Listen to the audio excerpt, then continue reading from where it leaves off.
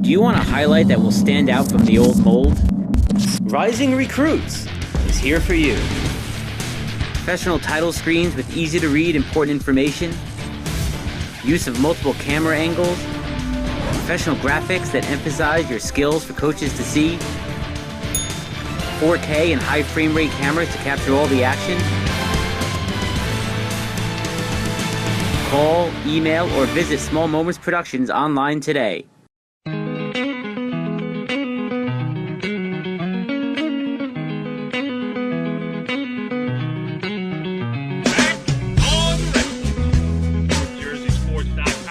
Original multimedia series talking all things wrestling across North Jersey and points beyond. This is Season 7, Episode 4, and we have a lot to talk about. I am Corey Doviak, being joined by my illustrious panel of North Jersey wrestling insiders, starting with the man himself, one Kenny Surajan. What's going on, Kenny? Very excited. We got a lot to talk about tonight.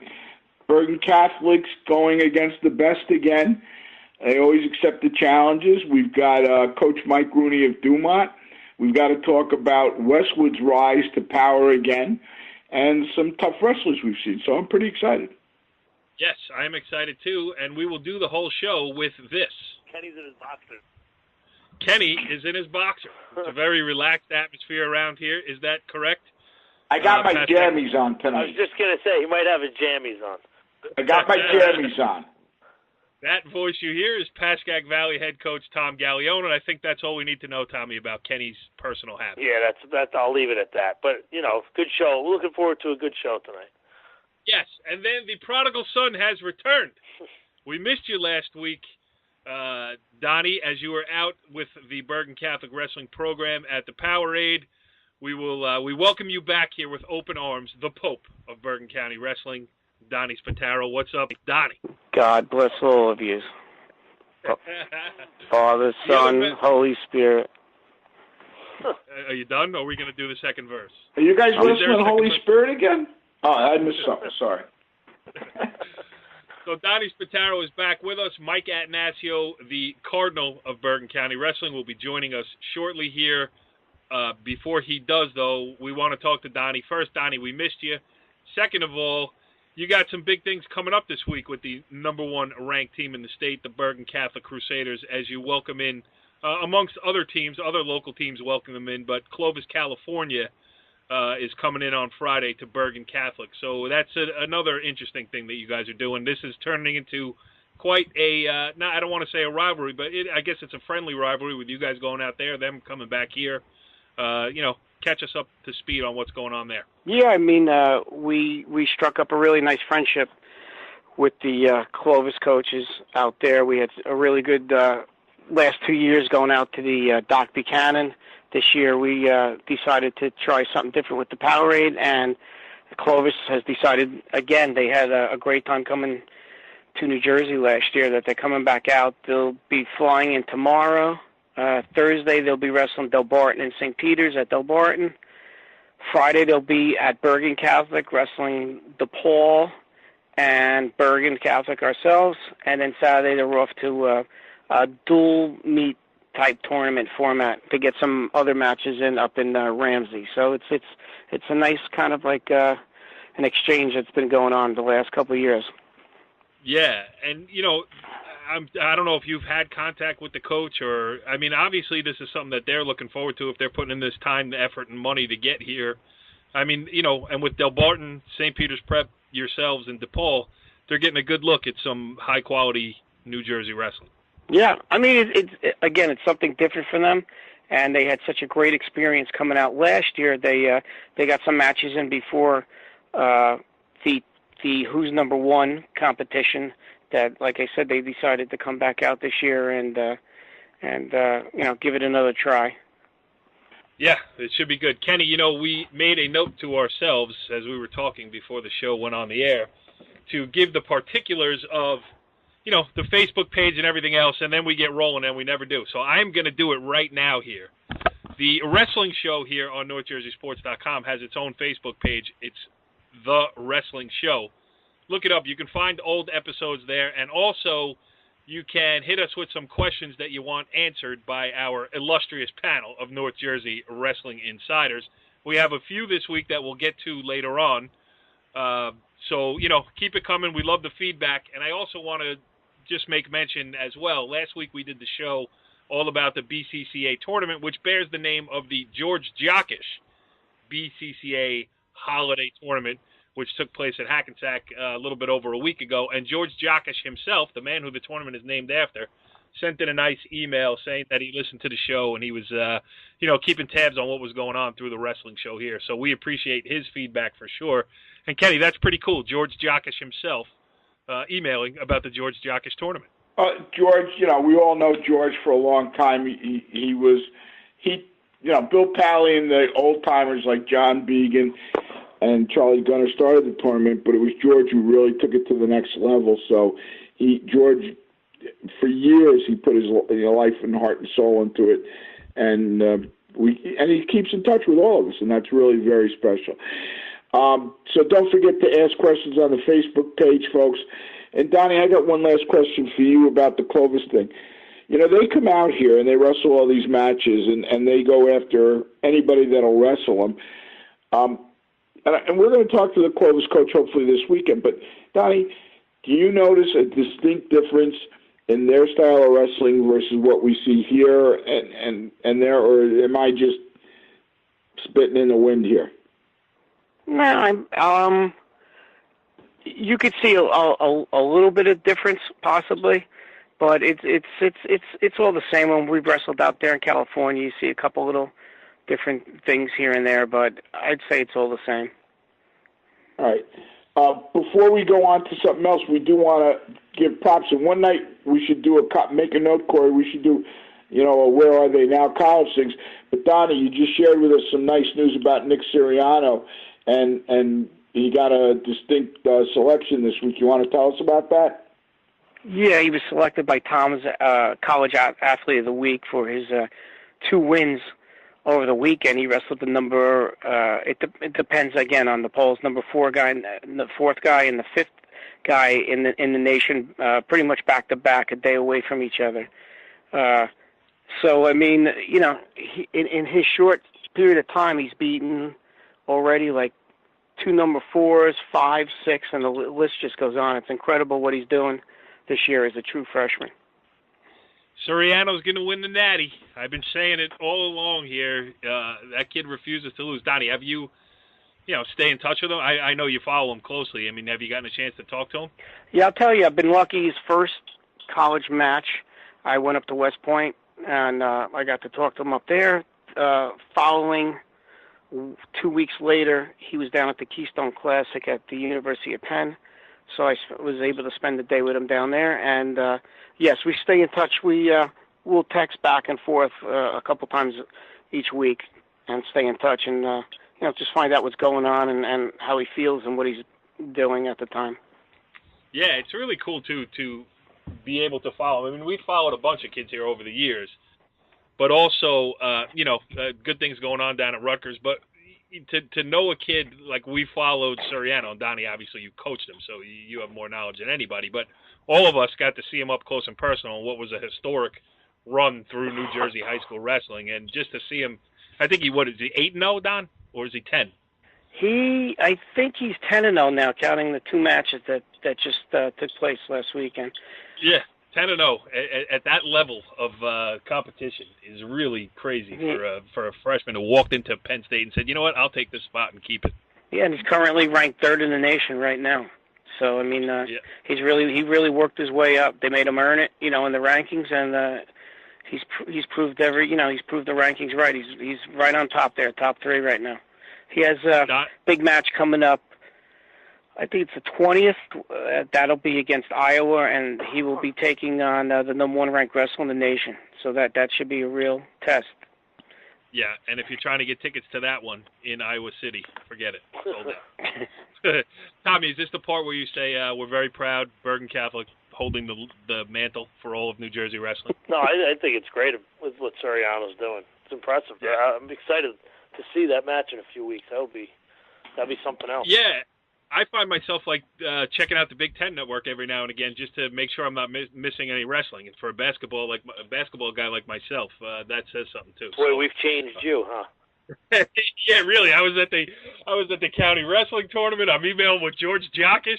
Oh my God, Jeff Jasper, where are you? Somebody bail me out here. All right, well, let's switch gears here on this edition of the Wrestling Show as we welcome in our guest for the evening. He is joining us on the Complete Performance Baseball Academy hotline.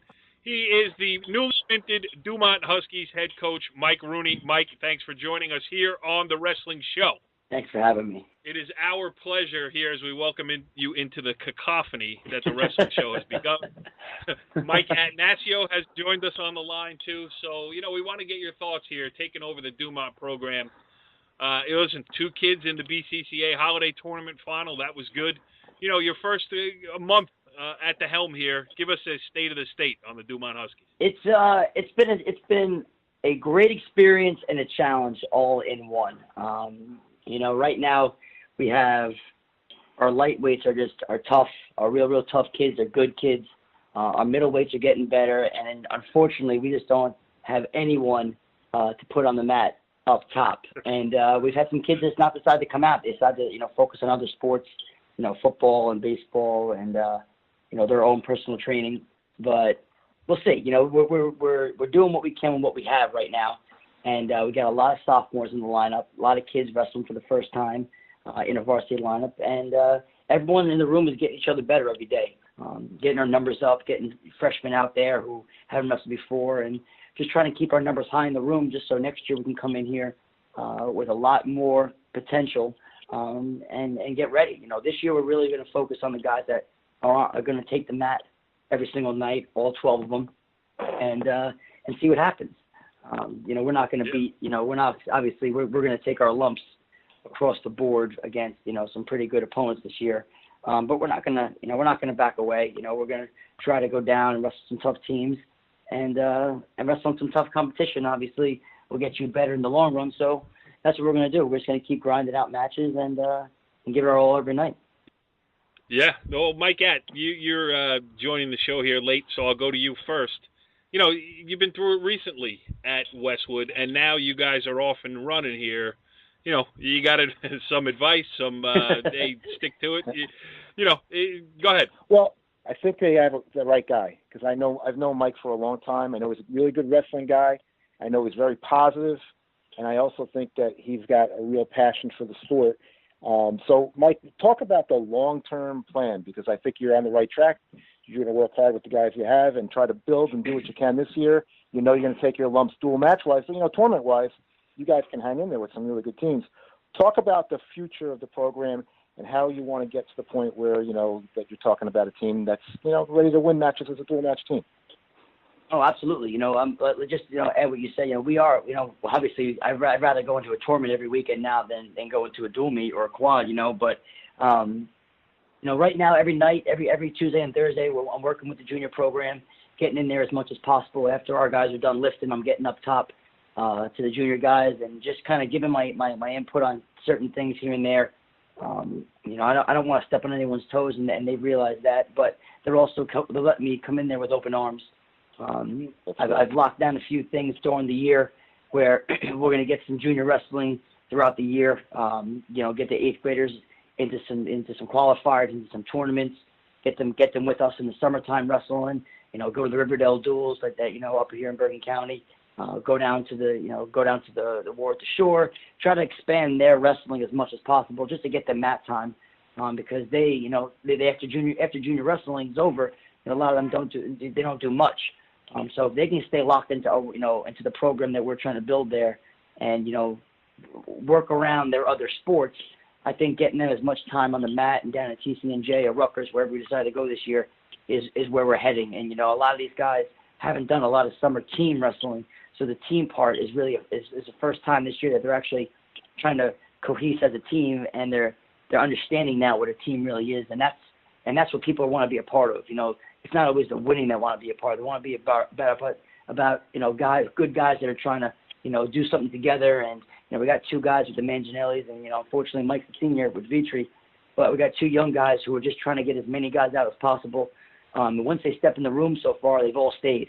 We haven't had many guys leave who couldn't handle it or couldn't, understand what we were going through or, didn't want to stay. Once they're in the room, it's a fun environment. And that's what I'm trying to build there is more of a fun environment, teach them some things about wrestling, teach them things about being a man a little bit, and work with the junior program every chance I get and try to wrestle as much in the summertime. And then, let it take its course and see what happens. I've seen a lot of teams around the county do those things, follow don't want to reinvent, you're not going to reinvent the wheel, but like you said, Mike, you did it over at Westwood, you guys sold for a little bit and you guys are back on top. So it's a matter of just, the rise and fall of certain things and just getting your numbers out there, getting big guys out there, getting bodies there, and just teaching them a few things here and there. And I think we're going to be all right in the long run. It's just a matter of just time and just sticking with the plan and letting the junior parents understand what's going on and just trying to get everyone in town involved. And that's what we're trying to do over here in Dumont. Yeah, Tommy, you know something about that. It's about gaining momentum, and letting it start to feed itself a little bit. Yeah, right? I mean, I think, like Mike said, he's got a great group. He took over a nice, some nice lightweights. Mike, the question I got for you is, what's been your biggest adjustment going from you were, assistant coach over at Ridgewood for all those, those years?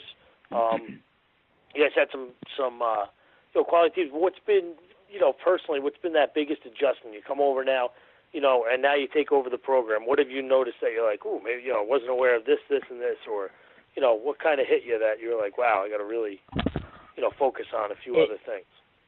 It's a great question. I did, Tori kind of, Tori over in Ridgewood, let me kind of do what I needed to do over there. And he really gave me the avenue to where I am today. I took over a lot of stuff over there, not because he asked me to, because I asked him to, because I knew one day, hopefully this day would have came. And the biggest adjustment is actually getting on the mat with the kids more often than I'd like. I get on there, every day, but, I'm used to 5 guys in a room, 5 coaches. I had Tori, I had a bunch of the assistants in Ridgewood. You're working with 4 or 5 guys a night. You can spend time with a group of 3 or 4 guys and really, really try to get into each person individually and talk about, have them work with each other. Where now is, me and Ronnie Van Buren are split up between 2 people, between, 24 kids, and we're working with, our spectrum of kids is, real high, and then we got first-year wrestlers. So you got to work your way around the room a little bit. And, of course, I love to roll around with every single kid. And, obviously, that was my goal when I got here. And Mike Toda hit it. He said it best when I was with him at Riverdale. He was like, that's the one thing you're going to miss. That's the one thing you're going to leave kind of behind when you focus on your team. And, me being young and naive, I was like, yeah, whatever. You're just getting older. No big deal. But he's absolutely right. That's one of the hardest things is getting on the mat with those kids every single day. And you try to do it as much as possible, but once you do it with 2 or 3 kids, you're leaving 15 kids behind in a sense, and it's not fair to them. It's a give and take. So that's been my biggest adjustment. I mean, paperwork. I mean, it's absolutely insane now. It's getting harder by the day, I feel. But Ronnie Van Buren gives me a great deal of help. Anytime I have a question, he's always there for everything I ever need. He's ace. Hey, Mike, how did been around? How did the kids take to you when you first came there? I mean, for years, Ken McIver's been over there. So how did they adjust to a new coach walking in the room and buying into, what you're selling over there? How was the reaction when you first got there? It's a great question. Kenny did a great job here. He built a team around a bunch of brothers, and then it just kind of caught fire. Now for me, it was interesting. There was a little hesitation at first. Very respectful young men. They gave me a chance. And I just asked them to give me a chance and let me show you what I can do with you guys. And they kind of just said yes and followed the ropes a little bit. I think there's a few more rules put in place now than before. So that they're getting used to the idea of there's rules around, there's, ways that you can miss practice and not miss practice.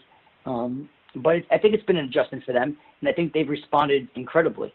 And it's all due to our senior leadership. I mean, our seniors really kind of, took to me. We had a nice meeting our very first day, about a half hour long, and I laid it on the line that I understand you don't know me from anything. You may have seen me in a corner somewhere, but let me prove myself to you in a sense. And once I did that after the first week or so, they saw that, I try to bring as much high energy to a room as I possibly can, my passion to the room. And once kids see that you love the sport, I feel like you're just going to follow suit. And that's kind of what took place here, is that they just saw that my emotion was in it, my passion was in it. I love all of them individually. I'm looking out for them. I'm trying to take care of them in school, and trying to see what they're going to do in the future. And once they see that I've taken a liking for who they are as men and not just wrestlers, I feel like that's when the doors kind of opened up, and they're kind of buying in a little bit now, and things are starting to roll a little bit, and our average kids are starting to turn the corner a little bit. So it's going to take time. It's a process for sure, but I think we're going to get there little by little as this year progresses. Yeah, Kenny, Dumont has a rich wrestling history, and when we have anything that happened before 1950, we like to talk to you. So, well, actually, it's funny because I always had a great relationship with Dumont. Frank Manning and I used to scrimmage our teams, and it's always been going back to 1979, 1980. But, hey, Mike, you hit the formula. There's no secret. It's building with the juniors. It's working in the summer. It's senior leadership. I mean, you've got all the right answers. The biggest challenge I want to ask you about is, and you got Ronnie, and Ronnie Van Buren is a treasure too, so you're lucky there. Absolutely. But you're coming from Ridgewood every day. I know, when I coached at a school that I didn't teach at, I was fortunate I wasn't a head coach, I was an assistant, but how do you handle the issues of what's going on? What support do you have there? I mean, Dumont is a great secret. People don't realize what a great high school it is and what a great sports town it is. They love their sports there. And how do you deal with, not being in the school, seeing the kids the day of a match till you get over there? What are those challenges like? That is the challenge. It's being, you're 21 minutes away or 25 minutes away every day. And, I really stay in communication with our AD, Mike Rooney. He's been marvelous. He's been nothing but open to any idea, all help on, all hands on deck. All the other coaches have really responded and given me a hand that are in the building and teaching. The baseball coach, Kinesi, he really reaches out to me almost every day in a sense and lets me know what's going on in the building, who's getting in trouble, if anyone's getting in trouble, and, whatever issues are going on. I got guys in the building that I can count on until I get there, until I can maybe possibly put one fire out or two fires out. But there are issues, Dumont has a no communication policy, and that simply is I can't communicate with any kid via email or text message ever. So that's a humongous issue for me, considering that, like you said, day of matches, what's going on, are they weighing in, are they checking their weight, is anyone overweight? And Mike's been the one, he's been the middleman, Mike Rooney, just giving me a heads up around 12 o'clock every day, who checked their weight, who weighed what's going on, any issues. So I'm at ease over in Ridgewood while I'm teaching throughout the day. We're in constant contact through email or, through text message all day long. And again, I got Mr. Kinesi over there, who's also a big help. The principal is in the wrestling room almost once or twice a day. So he's got complete confidence in what we're doing, and he's also there and available for anything I need as well. And him and I had a good conversation today about that idea of getting back and forth and bouncing around and communicating. And he said to me, whatever I needed, throughout the day, just reach out to him. And the administrators have really helped me along the way here, and definitely have given me a head up on what's going on in the room. And again, I got to give credit to my seniors. They take control of everything. They understand the situation. They know I'm 21 minutes away. They know I can't be in the building. So they really have taken this on their shoulders as well, like I've asked them to, and they've all responded. Even our upperclassmen, even the Manginellis, they've all responded in a way that it's all team bonding. It's all for one. It's everyone on board. It's not just care about me and care about my match tonight, and letting the kids buy into the team camaraderie idea. And they've done that, and they've done it with open arms. And I really got to thank my administrators and my seniors for being there for me when I can't be there. Because like you said, Kenny, that is one of the biggest challenges, is not being in the room, being in the building throughout the day. It's just, as any coach who's traveled knows, you always worry within that couple minutes that you're not there, what's happening, who's not making weight, who ate this, who's missing, who cut a class, So the administrators have been a really big help for me. Definitely in my first few weeks there. Yeah, well, Mike Rooney, listen, you said you brought energy to the Dumont program. You brought energy to this show tonight. We could hear it coming through the phone line, and it sounds like, listen, if you're all in, the success will follow. So congratulations on the new gig. Thank you. And we wish you the best of luck going forward, and we'll certainly check in on you from time to time here on the Wrestling Show. So thanks Absolutely, for joining guys. I appreciate you guys having me. Thank you so much. Well, interesting stuff there with Mike Rooney, the Dumont head coach, certainly bringing the energy inside the wrestling room of the Dumont Huskies. Let's move on now. Okay, Corey, I just want to say one thing. Mike Rooney is definitely making Dumont wrestling great again. He certainly is. He's well on his way, and that's not fake news either, Donnie. That's the truth. Dumont wrestling is on its way back, that's for sure. We got to talk about another team that's doing pretty well here on the local front. Mike Atanasio, he's quiet, he's humble, he's reserved. Hey, the Cardinals are flying, Mike. How about it? Wins over North Bergen and Hasbrook Heights in the past week. Why don't you give us a state of the state on the Westwood Cardinals? We got you here. All right. We're proud of the progress we're making. There's no doubt about that. I think it's a little bit more success than I thought we'd have. I thought we'd hang in and have good matches with North Bergen and Hasbrook Heights. The North Bergen win obviously is a signature win, I think, for the program right now. Probably the biggest win we've had. Well, I don't know exactly how far to go back, but it's the biggest win we've had in a long time. North Bergen's a powerful team. They've been in the sectional finals, a number of times the last few years at Group 5. They finished third or fourth in the county tournament this year. It was a nice win, but the main thing about the win that we were super excited about was it was the first time that every kid on the team really wrestled with a purpose. And what I mean by that is that the 7 matches that we lost, 2 were forfeit. 1 was because we didn't have a heavyweight. The other was a strategical forfeit. But the 5 guys that wrestled, good kids from North Bergen, they didn't give up all the bonus points. We stayed off our backs. We kept no pins, no tech falls, and maybe 2 major decisions against a bunch of county placers. And that's what we've really been trying to instill in the team the last few years. It's the work ethic.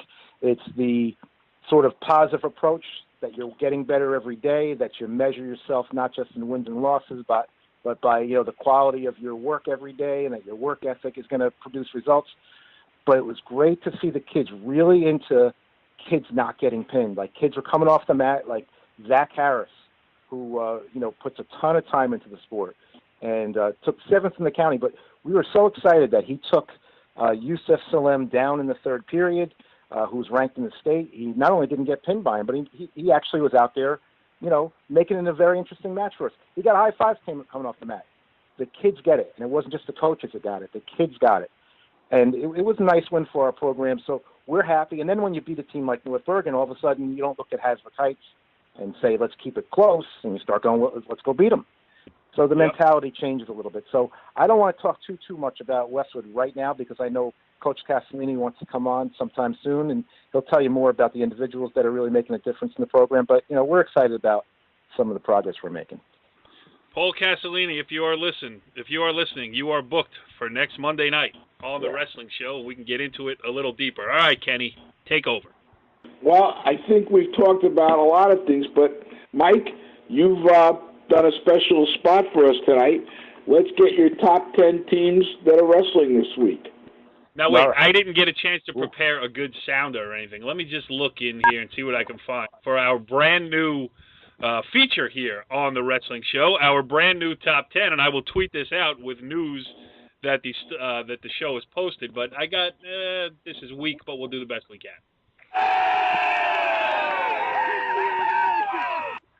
People are very excited. People are very, very excited. I don't even know what that was. Go ahead, Mike. That was the roar of the crowd. Please bail Corey out, Carrie, whatever his name is.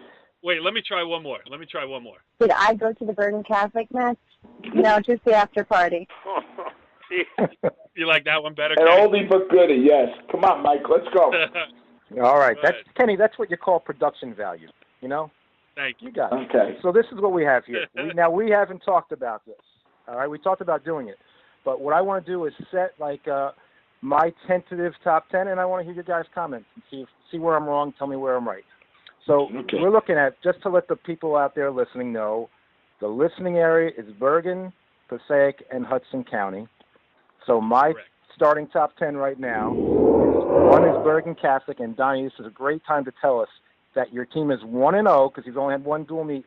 How many matches does your one guy have? 17, 18 matches already. That's just unbelievable. That's got to be some kind of record that you have one dual match and you have a guy with 17 or 18 matches already. That's crazy. So I go to Queen of Peace next, followed by Don Bosco, Emerson Park Ridge. Then I'm going to go to Passaic County and go Wayne Valley. I'm going to go to Hudson County and go St. Peter's Prep. Then I'm going to go Clifton, come back to Bergen County for Old Tapan, then Passaic Valley, and I really struggle with 10, but I'm going Fairlawn, 10. On the outside looking in, I had Paramus, Passaic County Tech, Westwood, North Bergen, Hasbro Kites. What do you guys think? Who was your number 10? My number 10 was Fairlawn. Fairlawn. All right. And I should mention here that Dylan Cedeno will be the Athlete of the Week in the feature coming up. Will be posted on Wednesday on NorthJerseySports.com, so we can get a better look at that. Right. Now, I'll go first, Mike, because I am the aficionado of North Jersey High School Wrestling here. And my only issue with you is, you put Bergen Catholic at number 1, but really, how do we know? They've only wrestled one dual meet. They do everything out of state. I mean, Donnie, it's kind of smoke and mirrors over there right now in Oradell. Until you better blow out Clovis if you want my vote. Well, if you want to wrestle us, give me a call. Well, I'm more like the heavyweight that was referenced earlier in the year in the show here with Mike Rooney. I think I'm going to sit that one out. But, Tommy, your reaction to the top 10? No, I think Mike did a pretty good job. I got no issues. He did good work over there. Yay. Wow. Or is it Kenny? Can you nitpick a little bit? I mean, you know. I think, you know what, it's going to shake out, and Donnie has always shown the way on this when we talk about the different parts of the season. Some teams are good tournament teams, some teams are good dual meet teams. I don't know what Mike's doing as criteria, but if we're going to be looking at, the good dual meet teams right now, I think Mike might be selling his own team a little short. I want to see where some of that shake out. So he just obviously says on the outside looking in, he's got Westwood, then he's got Heights and North Bergen, and we know that Heights is an outstanding tournament team, and we got to see what they're going to be doing in dual meets yet too. So I'm still a week away from deciding who I like and who I don't like, to be honest with you. I mean, Passaic Valley, I think that. I think they're going to be in it. I think Wayne Valley has shown what they've got. I'd like to see Paramus when they go against some of these teams. And part of the problem is we don't have a lot of head-to-heads in this. We have such a wide area. We don't have a lot of head-to-heads. So I got to be honest. I'm going to defer to Mike on that with my little caveats. And I'll tell you one thing about Bergen Catholic, and I think we like to joke around a lot, but I think it's amazing, in a positive way. They're 1-0, and the kid's got 18 matches, and that's because, and Donnie says it, people won't wrestle them, and he'll go anywhere and he'll wrestle anybody, and he puts them in the toughest tournament, and that's a testament to them, and you always applaud excellence. So, Donnie, my hat's off to you and Dave and the boys. Thank you. Yeah, I think that was a long-winded way of saying, you know what, I didn't prepare this week to do my top 10, so I'm. And it also, Mike Atanasio is a smart guy. He's not going to put himself in his own top 10. And hey, At thinks they're going to beat the world. He's put himself at number 5. Well, I mean, come on. The truth is, you got to earn it. We haven't beaten any of those teams in there. And when you look at the county tournament rankings, the teams that I put ahead of us, they finished higher than us. So we don't belong in there. I mean, it's nice that you think you do, but who do we belong in there over? Fairlawn way higher than us in the county tournament. Old Tapan was way higher than us in the county tournament.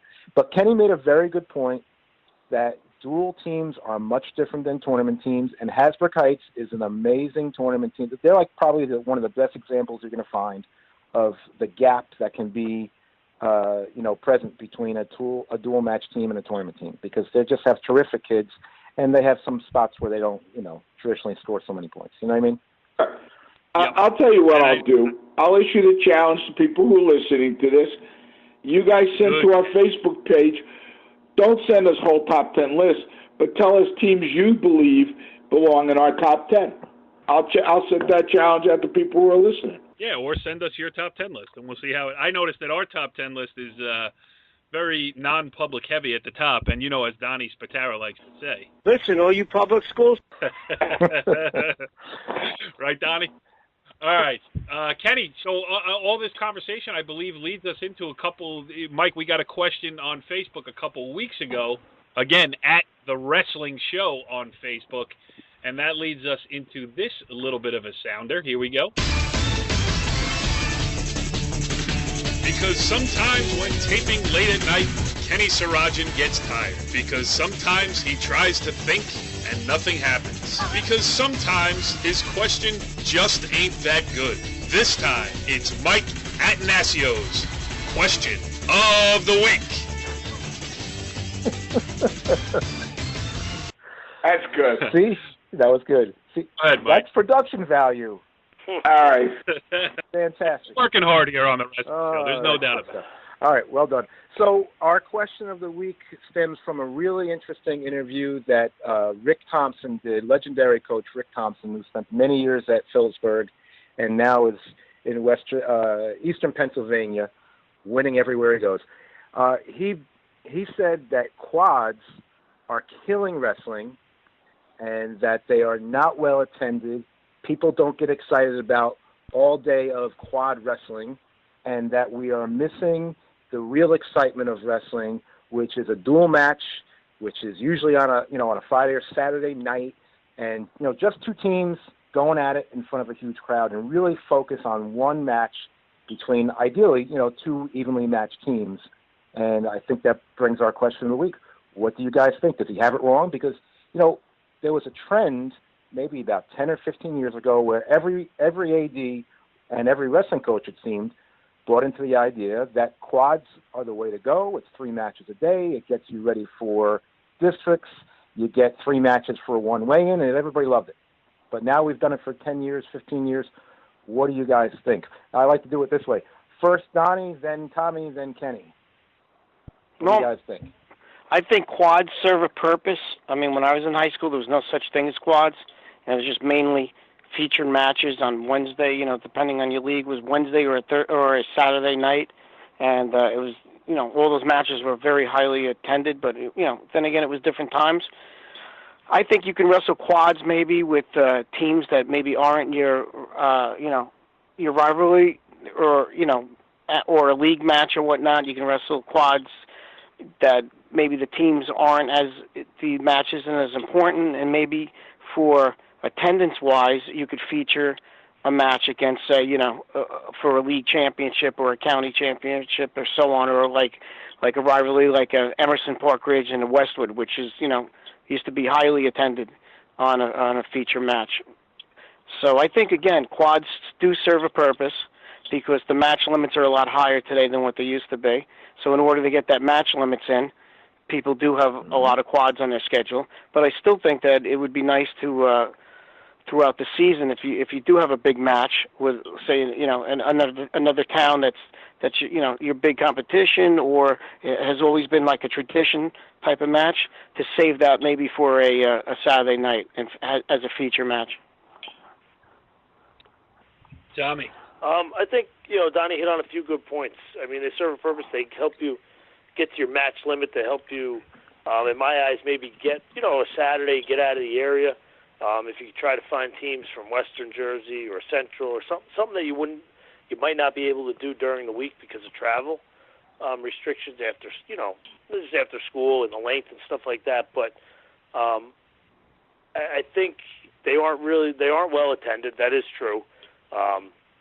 It's a long day. I mean, it does help you get ready for tournaments. So 3 matches a day will help your kids, get ready for the districts, get ready for stuff like that.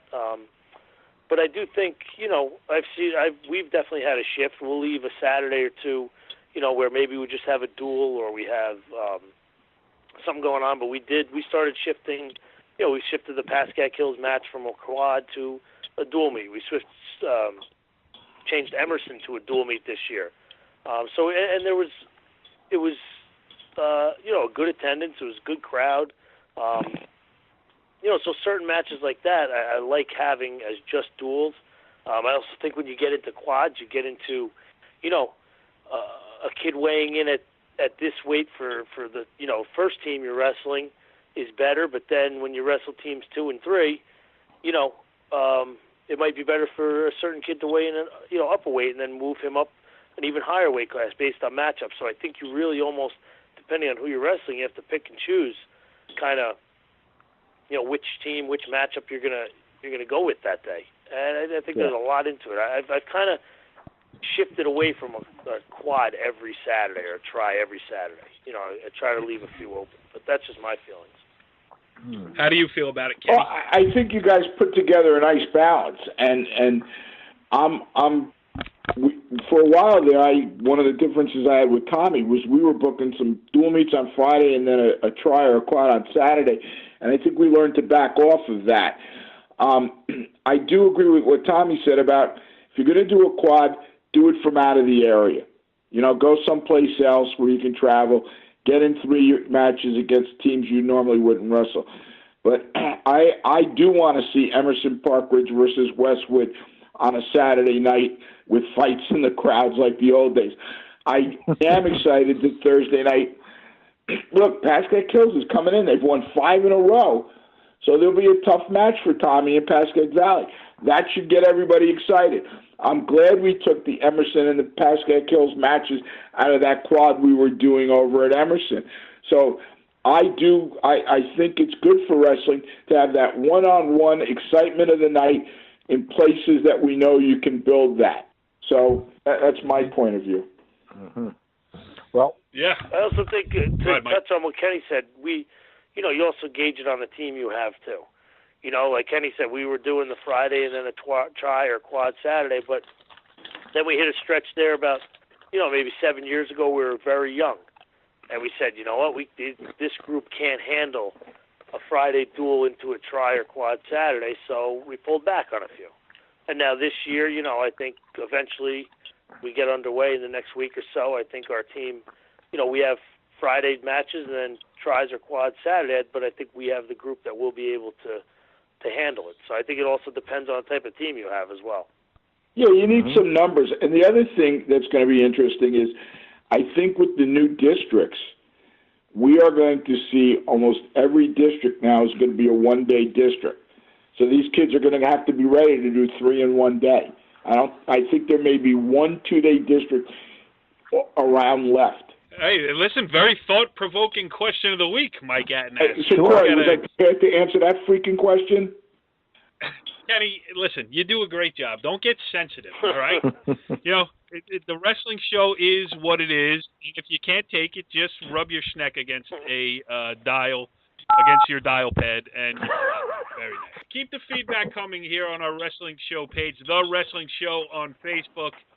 We got a lot of things. We already have a guest booked for next week, Westwood head coach Paul Castellini. He just has to accept the invitation. So he's in. And then we'll catch up with Donny after the whole Clovis thing this week. That's interesting, too. And, the season rolls on here, and we will follow along with it on The Wrestling Show. We'll see you next week. Follow the leader.